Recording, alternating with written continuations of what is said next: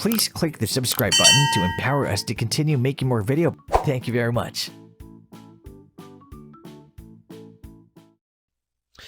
Hello and welcome to this video course on how to generate micro-targeted leads with a survey funnel.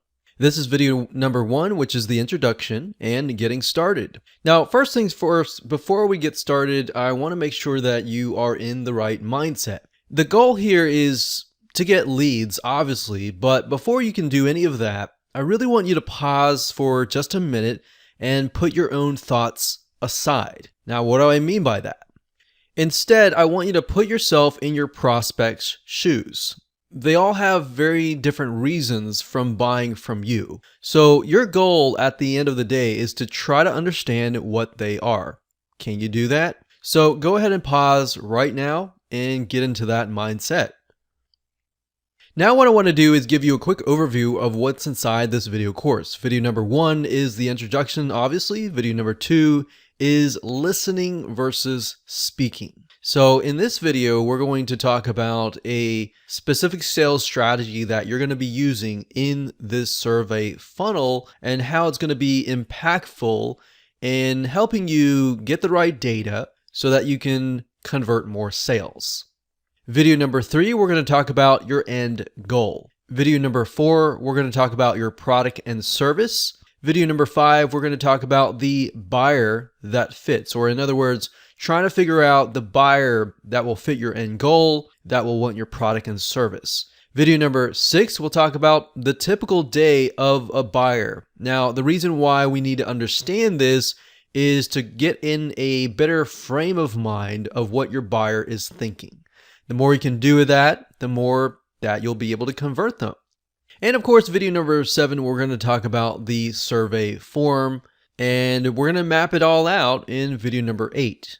And of course, there is a video number 9, and we'll basically take everything that you've learned, everything we mapped out in the Mindmap in video number 8, and we'll begin to implement what we discuss so that you can begin to segment your buyers so that you will ultimately speak to them based upon their own needs. Now, in terms of getting started, you don't really need a whole lot. You just need to have your product and service. You need to have a basic understanding of your customers. If you don't really understand them to the T and all the way to down to the detail, we're going to get at that in this course.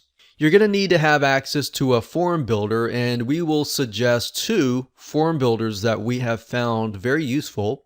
And of course, you'll need an email autoresponder system. And last but not least, you will need a Mindmap flowchart system or a piece of paper. We recommend lucidchart.com.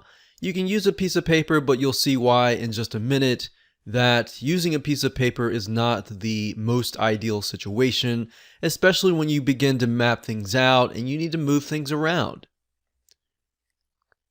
So with that said, let's move on to video number 2. Please click the subscribe button to empower us to continue making more video. Thank you very much.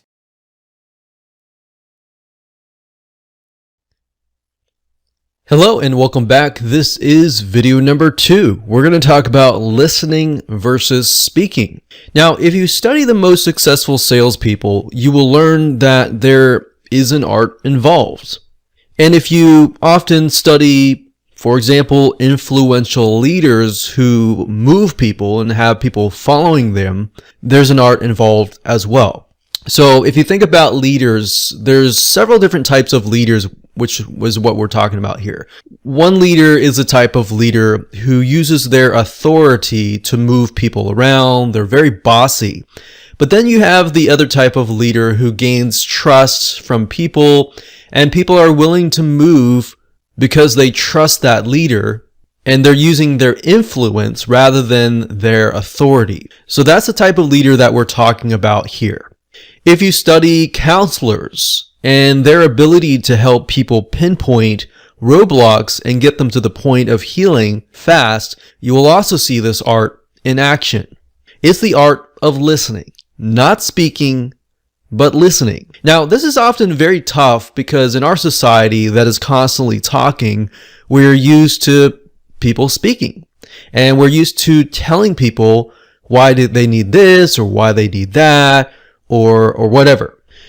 Especially if your personality type is extroverted. Now, if you're an introvert, you often have somewhat of an advantage here because you're constantly listening internally and you're waiting before you're speaking. So you're a little bit of ahead of the curve here. So what I'm trying to get at here is that in terms of the survey funnel, we will be listening. So regardless, whatever your personality type, doesn't matter. Regardless, the point is there's a time to listen and there's a time to speak. When it comes to survey funnels, listening is crucial, and you'll see in just a minute why that is the case.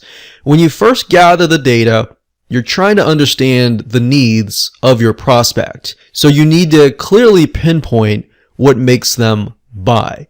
Now, if you were in speaking mode, you would assume people had specific needs, and based on those assumptions, you would create your funnel. Now, bear in mind that that is a dangerous situation to be in because a lot of times we really don't know what our prospects and our buyers are really thinking. And a lot of times they don't even know either. But it's a matter of asking them questions, getting the right data, and then essentially figuring out based on that data what they want. So hopefully that makes sense, listening versus speaking. So if you think about a counselor, a lot of times they'll sit in a room and they'll listen to what you have to say. Now they'll ask the right questions, but they will get you to answer.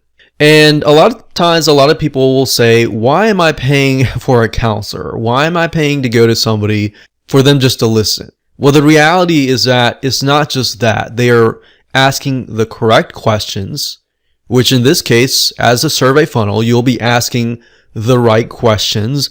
And we'll give you some example of questions that you can ask. And what that does is it helps the person figure out essentially why they need something, what is the source of their pain, what is essentially that looks like. And that's what we're trying to do in this case. So you could think of it as a survey funnel. You could think of it as essentially a counseling funnel. But that's the goal, is at the end of the day, if you help somebody figure out what is blocking them, why they do what they do, they will be forever grateful to you. And they'll eventually buy your products, if that makes sense. So if you sit down with 3 or more prospects, so let's say you're having a counseling session and you sit with 3 of them one-on-one and you ask them the same questions, you will often find that there are very different reasons why they are interested in your product. And in just a minute, I'm going to use some examples and to reveal to you how that works. So through this discovery process, you're going to be learning things that you've never heard before, things that you assumed were true, but it was totally the opposite. Now, oftentimes you'd even have ideas, like I said, assumptions, which are entirely wrong. Assumptions are very, very dangerous because that can get you into thinking that people like something, that you know better. And just because you know the product and service really well, we found over the years that most people that have products and services don't even realize what the main reason why people buy. They think they know. Even a lot of salespeople, they think they know, but they don't. That's why jumping ahead and assuming why people buy is ineffective. And that is why we call that speaking before listening. So you're jumping ahead, you're speaking for the person, assuming that you know what's in their mind, instead of sitting down and listening. So I wanted you to understand that concept because it's a very opposite thinking in our society. So hence listening before speaking is crucial in this case. Now, to put things into perspective, imagine if you stick to your assumptions, you speak without listening first, you'll create a whole funnel, you'll spend months, 2 months, 3 months setting up that funnel, mind mapping it out, and then you wonder, why is no one buying? It's frustrating, right? You spend all that time and then you realize that nobody is buying. So this is a typical mistake and we don't want you to make an ineffective funnel either. So how does this look in practical terms? Well, you could sit down with 3 or more prospects and ask them these questions that we're about to share with you in the future videos. So we're not going to talk about all the questions in this video. We're just going to talk about them in the future videos. Or you can simply create a survey for the purpose of gathering data and market research. So you initially create the survey, you gather the data, and based on that, then you create another survey or quiz or whatever to get them through your funnel. So it's a 2-part process. So keep in mind that this is not to be confused, like I said, with the survey that you're going to be using later in the actual funnel to essentially qualify the prospect to become a lead. That's not what we're going to talk about. We're talking about right now gathering the right data, either through surveys or through sitting down on a one-on-one, essentially counseling session with your prospect. So it is first and foremost to listen and get the right data. Now, in order to create the survey form, there are plenty of survey web applications out there for you to use. And some of those include surveymonkey.com and woofu.com. And we'll tell you why we chose these later down the road. There's a reason why we're not utilizing all the web survey forms out there, and that's because we're going to be using conditional rules. Now, does it make sense right now? It's okay. We're going to talk about that later down the road. All right. So let's move on to video number 3. Please click the subscribe button to empower us to continue making more video. Thank you very much. Hello, welcome back. This is video number 3, and we're going to talk about your end goal, or in other words, your objective. So how your funnel will look like really depends on this piece of the puzzle, because if you're trying to generate leads or you're trying to generate sales, that really can differentiate. So in other words, if you don't know your objective, then your funnel really won't convert well. Now, in terms of this survey strategy, it really is determined by what you're trying to achieve. You can start by answering this question: are you trying to sell a product or a service? Or are you merely trying to generate leads? So perhaps you want to do your market research right so that you can understand the multiple reasons why somebody would use your product and your service.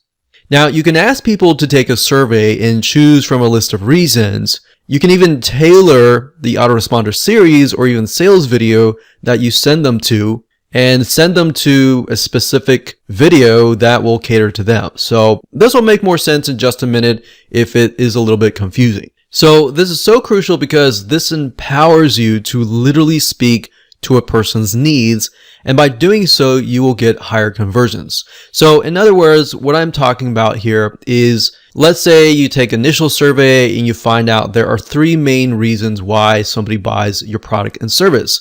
So you take those 3 main reasons, you create a different survey or a quiz, whatever, and you have them go through them. And if they choose one of those 3 reasons, then you send them to a different location. Does that make sense? So let's say, for example, they have choices 1, 2, and 3. If they choose number 1, they get sent to a different email autoresponder and a different video sales letter that talks about that specific need. And let's say, for example, that they choose number 3. Then they get sent to a totally different sales letter or sales video and a different email autoresponder series that is tailored to that specific need. So hopefully that makes a little bit more sense, but we're going to give you practical examples so that it definitely makes more sense. So for example, if you were to sell a security product, you could be selling to a father, a single woman, or an elderly couple. Now, if you approach the situation generically, you would usually sell it as a security product to promote one's family. Now, as this example is going to show you why, if you're going to speak to all 3 of those types of people the same way, it's actually going to not be as impactful. So believe it or not, these 3 types of people would have completely different needs. For example, the father is going to be concerned about his family, whereas the single woman, she doesn't really have a family, it's just her. She might have some pets or dogs or cats or bunnies or whatever, but the single woman may be concerned about her safety and her pet's safety. Then you have the elderly couple who have totally different needs as well. Now, by speaking to them as if they were individuals, thoughtfully considering that each of them have very specific needs, your conversion rate will skyrocket, right? Because if you're talking to the father, you're saying, hey, if you're a father, blah, blah, blah, or hey, if you're a single woman, or hey, if you're an elderly couple, they're going to resonate with that, right? So are you trying to qualify a lead before they are approved into your service? Because when it comes to offering a service, you want to figure out if the prospect is the best fit for you and vice versa. That's why I ask you, are you trying to sell a product or a service? Because they can be slightly different, as you'll see in just a minute. So having run services before, it becomes much of a headache if you attract the wrong customer base. So that's why in certain respects, you need to qualify them based on your data.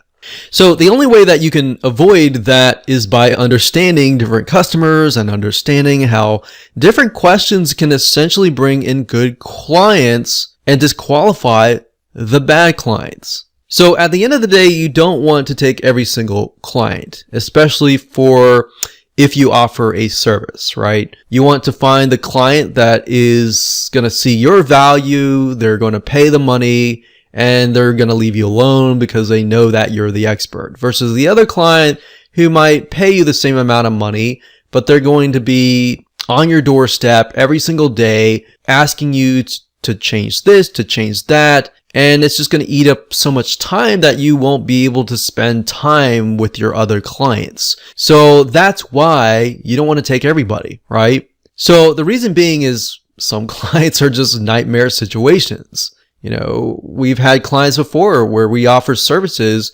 and what should have taken a week ended up taking a whole 4 months. And then we have other clients, on the other hand, that it should have taken a month and it was really done within a few weeks and the client was super happy. So hindsight 2020, you look at it and you think, I would rather have the second client. So hopefully this gives you an idea of what your objective will look like. If you can jot down what would look like for you before you even move on to the next video, that will actually help you devise a great strategy. So let's move on to video number 4. Please click the subscribe button to empower us to continue making more video. Thank you very much.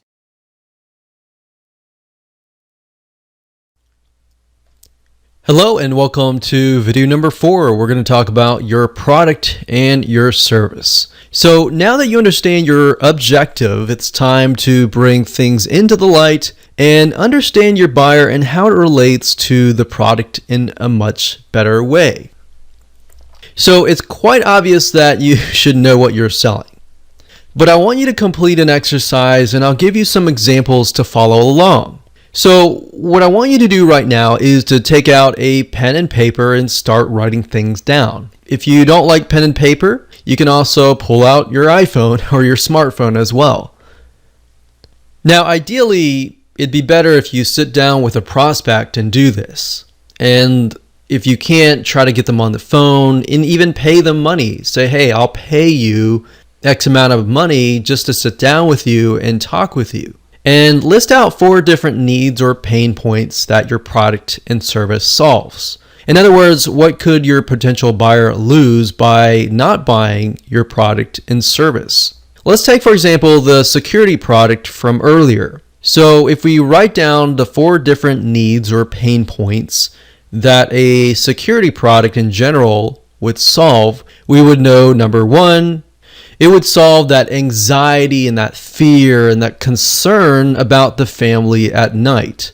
Concern about pets when they're away. Concern about family when they are on a trip or anyone that's away. Concerned about the house when they are away. So those are just 4 of the pain points that everybody most likely feels. Now, some people won't have pets. Some people won't have children. So that's why we try to cover as much as possible.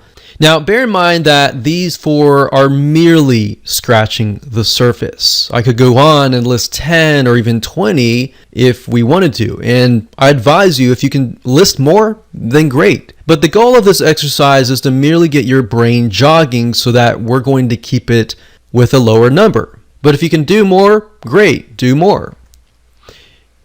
Now, what I want you to ask yourself is this question. How much time would they lose, and they being your customers, if they didn't have what you were selling? Well, if they didn't have a security product and they were concerned with all these items, you already know that they have fear, they have anxiety that's probably keeping them up at night. They would probably have to keep checking the house. They would have to ask their neighbors to keep an eye out on it. They would lose sleep at night because of that anxiety, that worry of what could potentially happen. Now, obviously, it would change if we take a look at the father, the single woman, and the elderly couple. Based on those 3, those could change in a variety of ways. So the father, if he's away on a trip, obviously, he's going to be concerned about his family at home. If the single woman's away and she has a pet, she's obviously going to be concerned about the pet, right? So it can be different still in different ways. And overall, like I said, anxiety can cause stress and health issues. Now, don't worry about what buyer fits these concerns or pain points just yet. We're going to do that in the next video. What I'm trying to do here is merely get your brain jogging so that you can start thinking about these pain points and these loss of time and loss of something. So with that said, if you have not jotted down the pain points and the concerns, plus the time lost that your buyers would face without getting your product and service, go ahead and do that right now. Feel free to pause this video and then unpause it when you are done. It's not going to take a lot of your time. So let's move on to video number 5, and we're going to dig deeper. We're going to elaborate further and figure out which buyer fits what and how you can go about doing that. Please click the subscribe button to empower us to continue making more video. Thank you very much.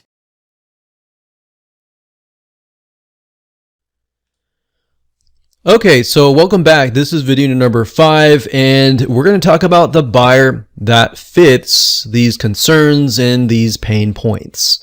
So based on the prior video, we should have an idea about the pain points and the loss of time. Now what we need to do is we need to figure out, what do they look like? What age are they? And what demographics are they? Now, with a security product, you could be all over the place. But what you're not trying to do is figure out what your buyer is, but who is your hungriest buyer. So when you really think about who is losing the most sleep at night, that is most likely your hungriest buyer. If you've got somebody who's like, yeah, I could use a security product, that would be something good, but they're not necessarily losing sleep, that might not be the buyer that you want to target. Because remember, you can't target everyone. You could have 10 different funnels going to different email autoresponder series and different video sales letters, but that's not your goal. You're trying to find the hungriest buyer, essentially. So we're going to do a few things that will help us figure that out. So let's take a look at what we wrote earlier. So now what I want you to do is ask yourself, what do these buyers look like? We're going to dig deeper into this. And you're going to see, like the next video after that, we're going to try to figure out what their typical day looks like. So we're going to dig that deep. And the reason why is because that's going to help you convert more sales when you can relate to somebody and they feel like they're reading your sales letter or listening to your sales video and they feel like, wow, this person really understands me. They understand my needs. They understand why I'm up at night. Oh, I trust this person, I'm going to buy from them. Versus they go to somebody else who's just trying to sell them and they don't really understand them. It's kind of like you walk into a store and somebody asks, hey, like, what do you need this for? Or let me give you a better example, a car dealership. Most people are very fearful about going to car dealerships. But when they get there and the car dealership does not act like the typical car dealership and they're like, hey, what are you looking for? Okay, all right. And they leave you alone, but they're genuinely interested because they want you to find the right car versus the other person is like, hey, I think this is great for you. You look kind of like the guy who wants the Ferrari or whatever, and you might not be the guy who wants the Ferrari or the lady who wants something else. So that's why we're thinking listen versus speak. So most of the car dealerships that are assuming they are seeing as speaking before listening. But a lot of car dealerships are actually trying to change into listening first before speaking. So what I want you to try to write out is the detail of how you envision them in your mind. If you're a visual person, you can even draw them if you would like. So that will help you figure out who they look like. Now, of course, you may not know exactly how they look like, but this exercise is to merely help you better process what your potential buyer looks like. So you may not know exactly what race they are or what sex they are, if they're male or female or whatever, but kind of get an idea of their needs, essentially. So it's much better if you can even find somebody you know in your real life, because that will help paint a better picture. If you can do that, that will help you stick in your minds like, oh, okay, I need to talk to this person because they're interested in this product and service and they have specific needs. And that's why if you can do that, great. If you can't, then what you want to do is you want to try to find somebody who fits that and try to get on the phone with them and just talk with them. And you don't even have to speak. You just let them talk. So it's a counseling session. You have the right questions to ask them. All you have to do is talk to them. And most likely, if somebody is very passionate about a specific subject matter, they're going to talk and talk and talk for literally several hours. And guess what? They're going to walk away and they're going to feel like, wow, I was able to process through what is in my mind. But not only that, I'm getting paid for it. So if you sit down with somebody and you pay them whatever amount of money that you think is valuable, $10, $20, $30, $50, or $100, whatever you think is valuable for them, and get a genuine response from them, then that's going to help you down the road. Now, let's do a further analysis by doing some basic demographic research with a free Facebook ad tool. So obviously, in order to use this tool, you will need to have a Facebook account. But this is an amazing tool that will reveal some information that is the data that you need in the marketplace, such as who they are, what sex they are, where they're located, what they're earning, and all of that. Okay, so we're going to be using a tool called Facebook Audience Insights. Now, the URL I've noticed is a little different. Sometimes it's business.facebook.com, and then sometimes it's facebook.com.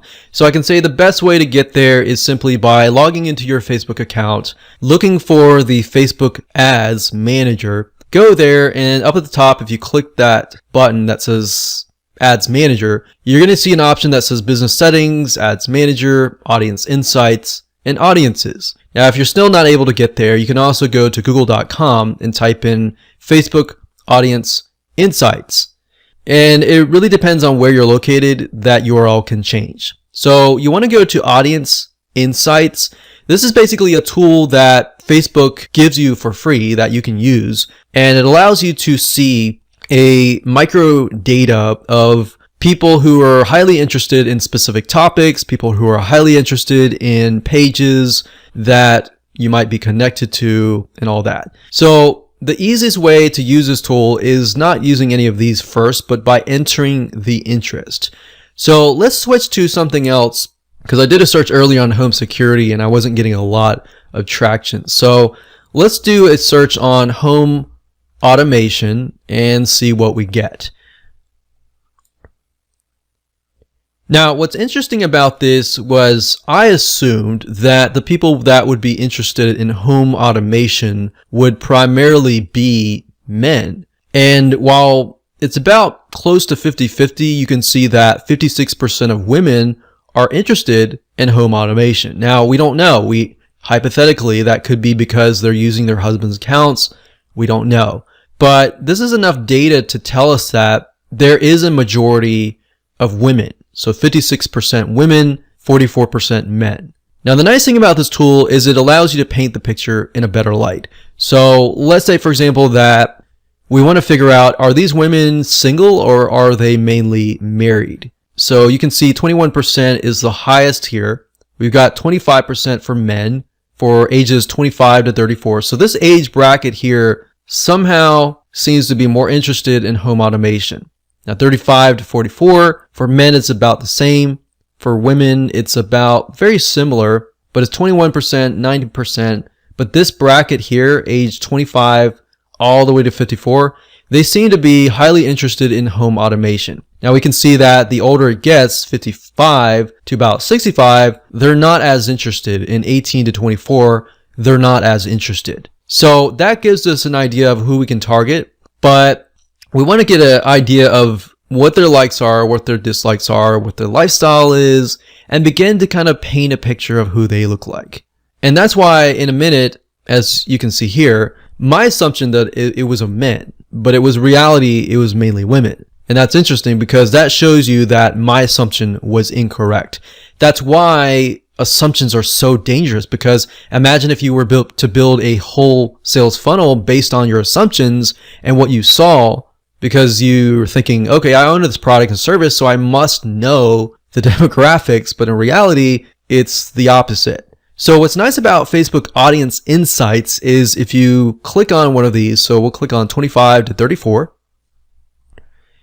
and this is merely focusing on the women. So 500 to 600,000 monthly active people. We can scroll down and we can see that most of them are married. A lot of them are single, but most of them are married. A lot of them have college degrees. A lot of them are into healthcare and medical services, personal care and home services, education and libraries, legal services. So not necessarily technical, but they are very highly into healthcare. So we don't know exactly why until we actually go to the pages that they like and look at that. So we can see business and finance, that's sort of techie. But let's scroll back up and look at the page likes. These right here are the top categories that they are interested in for this age range of 25 to 34. So we can see exactly what they're interested in: clothing stores, jewelry, cosmetics, baby goods, IKEA. So it looks like they're interested in a lot of baby goods. So what we saw earlier was that a lot of them were married at this age, or maybe beginning their life of being married and having a family. So we can see the page likes. You can even go to these pages and see how they interact with each other. We can go to location to get an idea of where they're located. So we can see North Carolina, South Carolina, Florida, Alabama, Arizona, Arkansas. So a lot of these are actually the southeast, which is interesting. I don't know why they're interested in home automation, but they are. So that gives us an idea of geographically, maybe we can dig further, look into cultures. They look like Southern, so we don't really know why they're interested in home automation, but they are. If we click on activity, we can see how engaging they are. A lot of them comment, a lot of them likes. They don't do a lot of sharing, but they do click ads. A lot of them are using desktops or iPhones or Android. So they're using a lot of smartphones and they're using desktop computers. So that gives us an idea of who we're dealing with. If we go back to demographics, the nice thing about this is you can paint a picture for this particular demographic, but if you wanted to move on to, let's say, men ages 35 to 44, we click that with our mouse, and Facebook is going to give the data for that particular segment. So if we scroll down, we can see a lot of them are married. A lot of them have college degrees. There's IT, technical services, mathematics, engineering, veterans. So that's interesting because a lot of these men are having jobs that are highly technical. And that makes sense. They are into home automation because they're highly technical. So looking at the women, however, on the other hand, a lot of them are healthcare. So digging further into that and trying to figure that out would be beneficial to you. So maybe even finding somebody who's that age, who's into healthcare, maybe a nurse or something like that, and sit down and talk with them, and they're interested in home automation.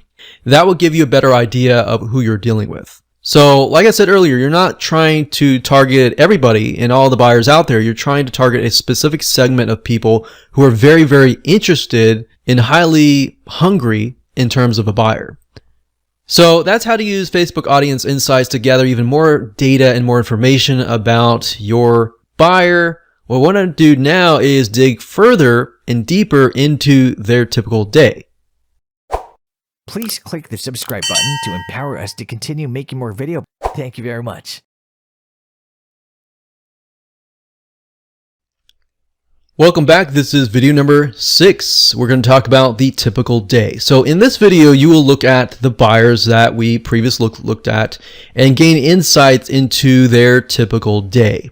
Now, essentially what we're trying to do is we're trying to understand what is going on in their minds. The more you can understand their typical day, what happens when they wake up, what happens at lunchtime, when they go to work, maybe they're taking care of their babies, maybe they're doing errands, and then they get home. What do they face during the day? In doing so, you're going to basically open up a realization of what their frustrations are, what their pain points are, what makes them happy, what makes them sad. And in order to do that, we need to better understand what their typical day looks like. Now, of course, a typical day for one person is going to be drastically different from another person. So the goal here is you don't necessarily have to get perfect. It's just to get a general view of a specific demographic, if that makes sense.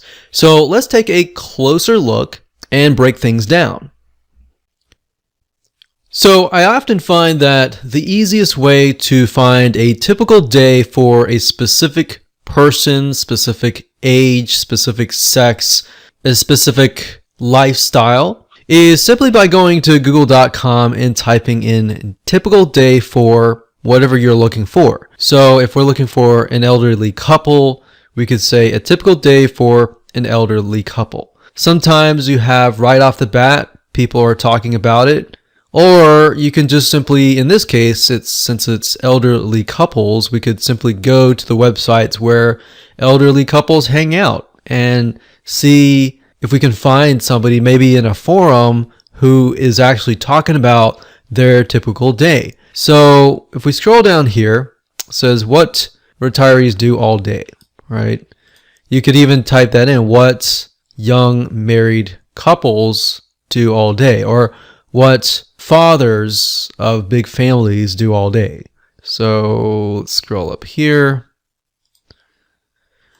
So opening up that, this one is how is the day-to-day life of an elderly couple in the Western Hemisphere? Or what is a day like in the life of a really old person like 70 plus?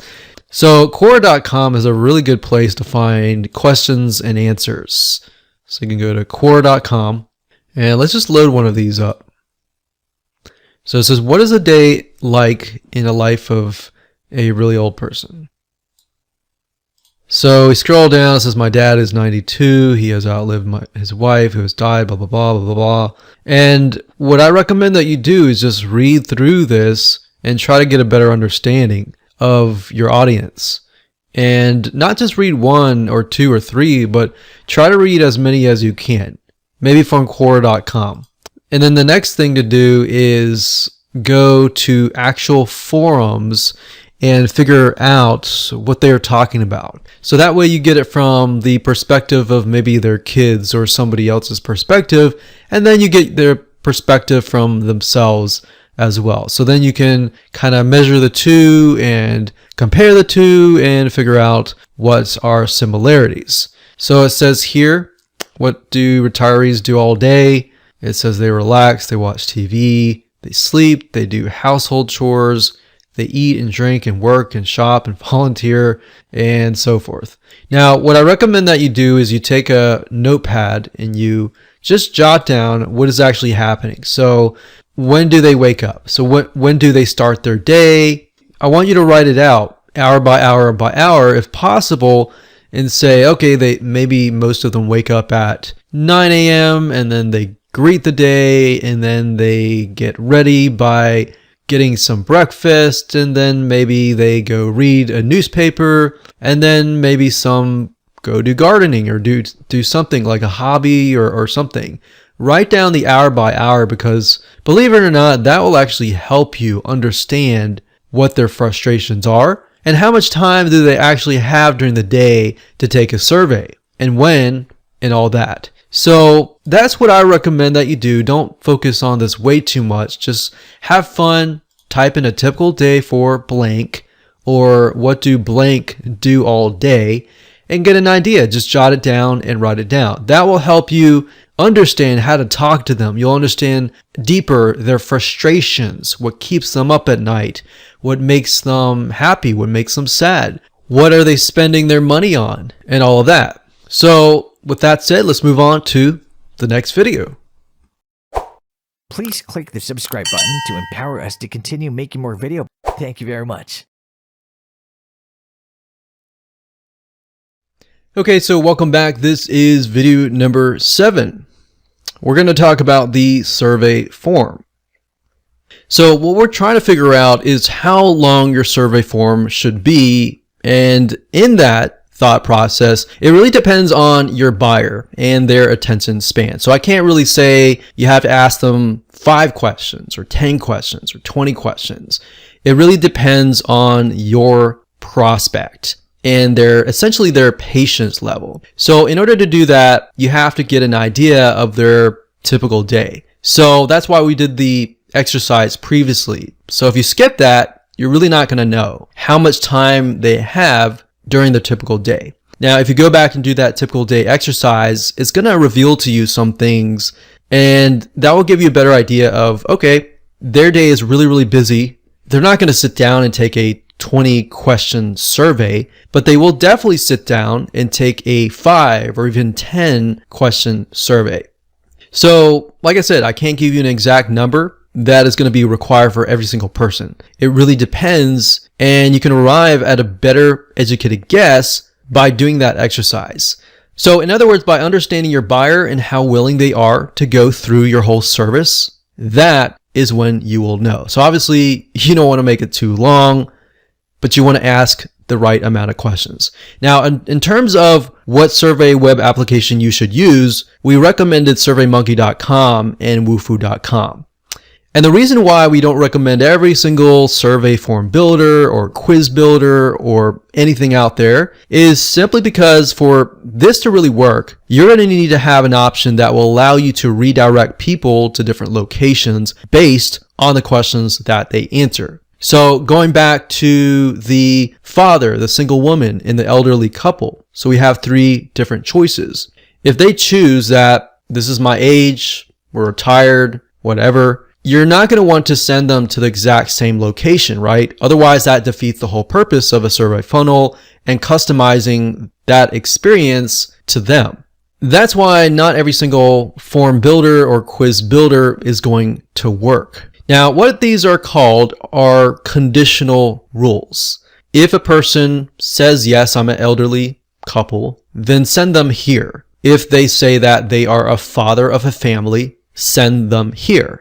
If then. So you need the conditional rules, and the form builder needs to be complex enough to offer those as options.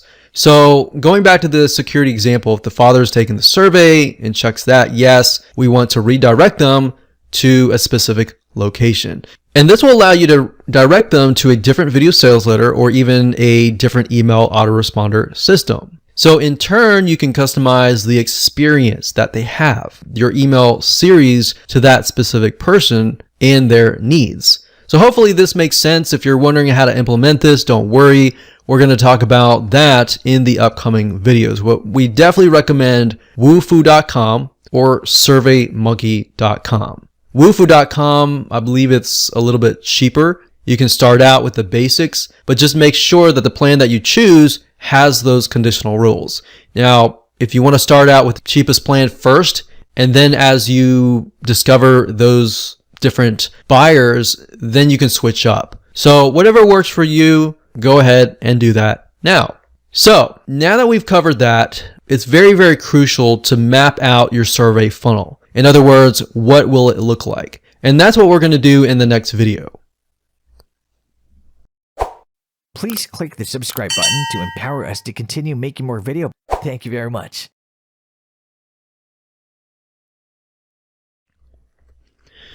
This is video number 8, and we're going to map things out via the mind map. Now, here comes the exciting part. So we pretty much went through a lot of information. We gathered a lot of data. And now in this video, we're going to map out your whole funnel. Now, it's great to visually map things out via a flowchart system or a mind mapping software, simply because when it comes time to implement everything without a mind map or a flowchart, it's guaranteed that you're going to get lost along the way. So in our experience, having successfully implemented hundreds of funnels, we can vet that a mind map helps to understand where you are in the process. Because a lot of times when the going gets tough, you're going to quit unless you know exactly where you are in the step-by-step planning process. Now, bear in mind that this is not going to be the final funnel system. You can always go back and forth and change it however you wish. That's why we don't really recommend a pen and paper. We recommend that you utilize a tool on your computer that allows you to drag and drop the blocks around. And that way you can move things around, because if you're dealing with pen and paper, it's going to get really messy. You're going to have to redo it. And yeah, it's cheaper. It's just going to be very chaotic. And we want the easiest way for you. So with that said, let's jump on in. Let's go to the mind mapping software and let's build out the survey funnel. Okay, so like I said, I am using a site called lucidchart.com. That's LUCID chart.com. This site is great and I highly recommend it if you can. It's not too expensive. There's a very small monthly fee, but I think it's about $2 to $4 max per month, and it's really worthwhile at the end of the day. So let's walk through kind of what we talked about earlier in the previous videos. But basically, first off, we need to gather data, right? So we'll just use this block as the gather data block. So we need to gather information about the prospect's different needs. So this could be a separate survey. Well, we'll do this. We'll do gather information, and this is how we're going to do it. We can either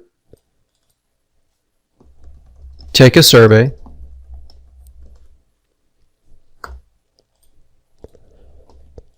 or secondary, we can also sit down with a prospect and talk with them and get a better understanding of where they're coming from. So these are two different options. Option one, take a survey, and option two, sit down with a prospect. Once we've talked to several prospects and you've gathered enough data for your survey and you're ready to go, and you've compiled kind of a list of different needs like what we talked about earlier, then we can move on to the actual funnel. So by this point, we should have enough data. So this could be 3 to 5 different prospect buyers. So I think for simplicity's sake, let's just do 3.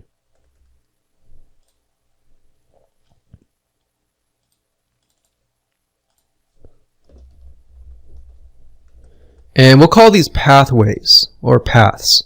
So there are 3 different paths.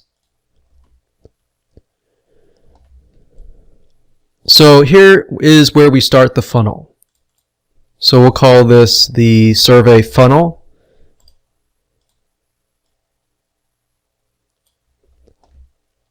And there are going to be 3 different paths. So I'll put this one here. So 1, 2, and 3. So do path 1, path 2, and path 3.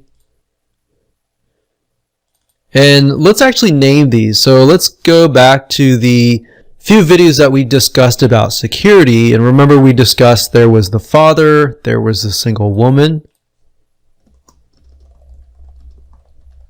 and the elderly couple.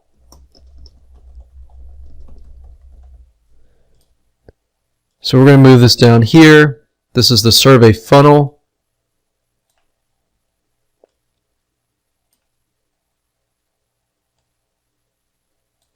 And there we go. So 1, 2, and 3. Now this is going to be the actual survey. The survey. So when people come here, this is the survey. They fill it out. And based upon these choices that the answers that they give, they are either sent to path 1, path 2, or path 3. Now from this, I'm going to delete this here just to clean it up. Let's say they go to path 1. So perhaps what we find out during the process of gathering data is that the father barely has any time. So we create a video sales letter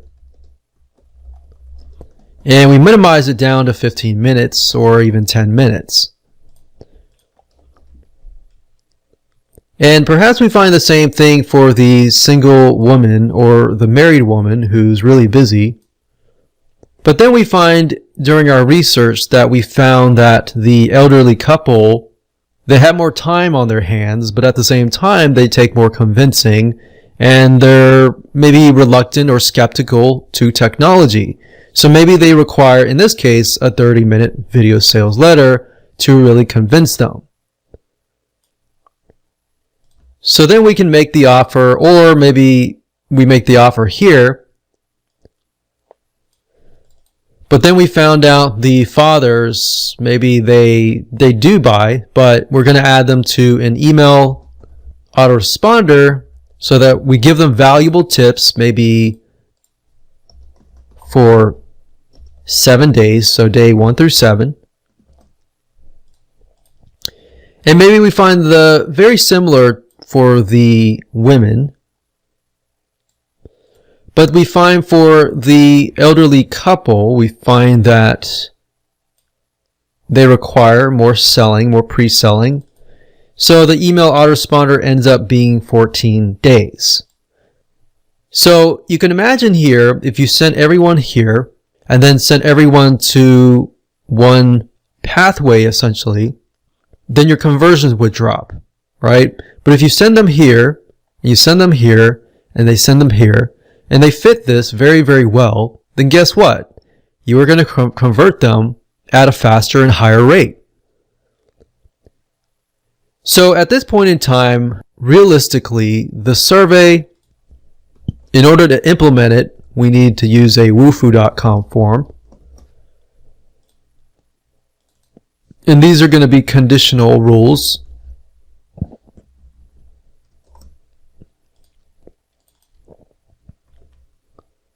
So write that here, we'll write that here, and we'll write that here. So there will be conditional rules here, here, and here. I'm going to move this a little bit over here, just so it's a little bit easier. And I don't know if you noticed this, but as I'm moving it, it locks into place. And I like that about Lucidchart is it makes it really easy and organized, and we can name this. Click OK.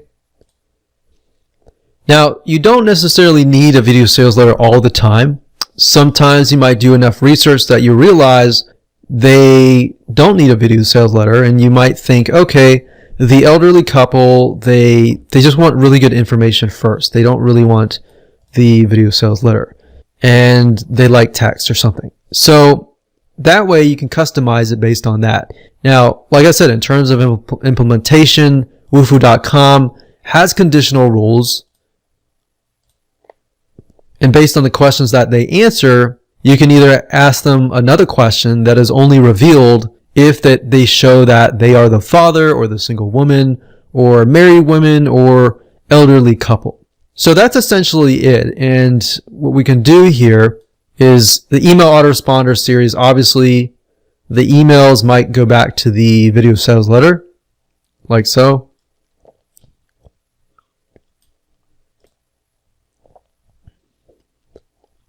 So let's break this down real quick. So the survey's here, they fill it out, the conditional rules are sent here, and based on the answers that they give, they either get answered more questions or they get sent to a video sales letter, but then after that they get added to an email list, and perhaps over here they have to fill in their email, and if they get over here, they get automatically added to the email autoresponder series over here, and then they receive an email from day 1, day 2, day 3, day 4, day 5, day 6, and day 7. So since there are 7 days. And the email autoresponder series will then, of course, sell and redirect them back to the video sales letter.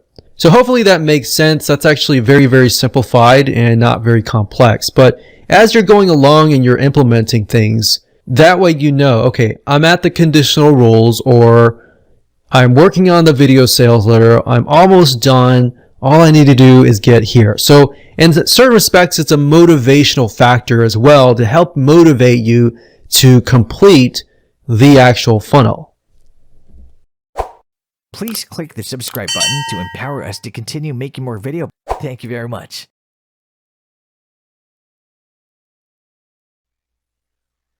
Congratulations, you've reached video number 9, which is the implementation to segmentation. So this is the end of the video course, and now what we need to do is take everything that you learn up until this point, what we mapped out in the previous video, and begin to get an idea of how to set things up. We're not going to show every single detail, but we're going to show you the process of what you need to do to set things up. We'll show you the form and action, how to set that up, how to set up conditional rules so that you can direct people to different places. And we'll show you what email autoresponders to use. We won't get in super detail with that because it's super easy to set up. But as far as setting up the form, we'll show you how to do that. And that's the crucial process. There's a lot of videos out there on how to set up the email autoresponder systems. Even the businesses that are selling access to their systems have a lot of information on that. So with that said, let's jump right in and do that right now. Okay, so Wufoo.com is actually owned by SurveyMonkey.com, but we're using Wufoo here. And if you go here, you create a new form, you should see this page. Now, by default, you can edit the form settings, and that simply allows you to change the design, the alignment, and the form name and all that. But if we go over to add a field, in terms of building out your survey, what you want to do is you want to stick with questions that are very easy and non-threatening in the beginning, such as what is your age, what is your name, what is your email? What is your something that is very non-threatening? Because what happens is if you put your questions in that people feel like maybe invading their privacy in the beginning, then what will happen is they will be more skeptical or even reluctant to complete your survey. But if they've already started and they completed 3 questions, the higher chance is that they will complete it if the questions are easy in the beginning, because then they'll feel like the other questions are easier, or they feel like, okay, I've already completed a few of the questions, why not complete the rest of the survey or quiz? So psychologically, that is what is going on in their minds. So let's just enter here name and then email. So with Wufoo, you just click it and it automatically shows up here.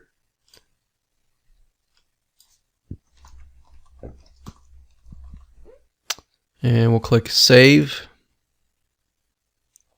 Continue editing this form. And so we got the name, we got the email, we could do multiple choice. So you could even do essentially what we call camouflage questions to make it fun and interesting, such as what is your favorite color? First choice, second choice, third choice. And then you can get into the nitty-gritty, such as multiple choice. What is most important to you? We can add another one that says maybe what is your age? What is your age? So we could have 25 to 34. We could have 35 to 44 based on what we saw earlier, 45 to 50, 5. And we can see what's most important to you. Security, home security, we could say car security.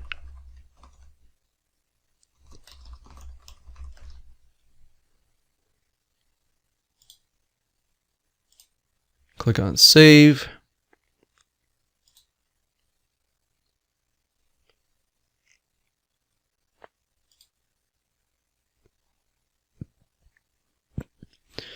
Now, here's where it gets interesting. Based on what they enter here, we could actually bring them to a different location. So if we select the field and we scroll down, we click on Add Branch and Logic. So it says you can redirect people. So let's go back over here. Just select this here, scroll. It says redirect people to different pages or fields based on their responses. And that's what you want, right? So going back over here, we can create a field rule, and we can say if age is 25 to 35, then do what? Show, we could either show something else, like another question based on what they choose, and that will allow you to customize the survey as well. So we could do that. So we could say show name, or show what is your favorite color, or something else. So that's for showing the field rules. We have page rules, which allow you to redirect them to a certain page. So you can create a page rule if their age is that, skip to a specific page. So you could have different pages. You could have pages just for the fathers, for the single women or the married women or the elderly couples. And on those pages, you could have an opt-in form where they fill it out. Or you could send them to a page which has a video on it. And then, of course, we have form rules. We can create a form rule and say if the age is a certain age, you can redirect them to a website. So page rules is mainly within the form itself, but if you were to redirect them to a totally different website, you can do that here. So you could have this linking to a video sales letter, right? Or this linking to an opt-in form. Or you can have them show a message. But that's why you need to use wufoo.com, because a lot of survey builders don't really allow this. All they do is allow you to build a form, and that's it. Now, what does this look like in practical terms? So we've gotten this far in terms of showing you how to build a form and using form rules to redirect them to a page. So if we refer back to the mind map that we talked about earlier, we had the survey form. They had 3 pathways. And one pathway was going to the video sales letter. So all you would do is link this to the video sales letter. And the video sales letter would be located on a landing page where you're using something like Clickfunnels, Lead Pages, or a page builder that is hosting your video sales letter. And from there, you would redirect them from the video sales letter. Either they can buy on the video sales letter, or you direct them from there to an opt-in form. You see what I'm saying? So you're really using just the form builder, wufoo.com, to essentially redirect them to the 3 pathways. And from those 3 pathways, you would utilize web applications such as Clickfunnels, Lead Pages, and other page builders, which will allow you to post a video sales letter and the email autoresponder series and get them on your list. And then you'll need to integrate with email autoresponder systems such as getresponse.com or activecampaign.com. Another one is entreport.com, which is good. We've got aweber.com and others. So, like I said, you're using this to redirect people over to Lead Pages or Clickfunnels, which then you can grab their email, add them to your email list, and then after that, you show them the video sales letter. And then, of course, based on the autoresponder, you can email them throughout 1 day to 7 days, or 1 day to 14 days, dependent on what you've mapped out. And that's how you implement everything. In this way, you've essentially segmented different people dependent on their different needs. Please click the subscribe button to empower us to continue making more video. Thank you very much.